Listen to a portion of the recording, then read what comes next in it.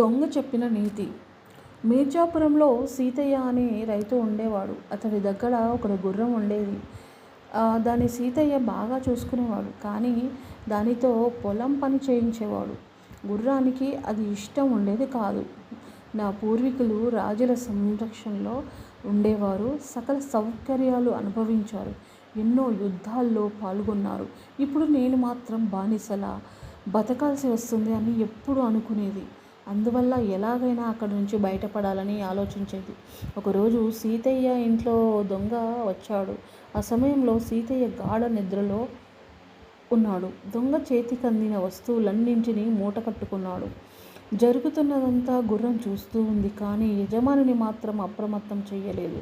తన పనిని ముగించుకుని వెళ్ళిపోతున్న దొంగతో, అయ్యా, అదే చేత్తో నా కట్లు విప్పదీయండి అని బతిమాలింది గుర్రం. దానికి దొంగ, నీ కట్లు విప్పితే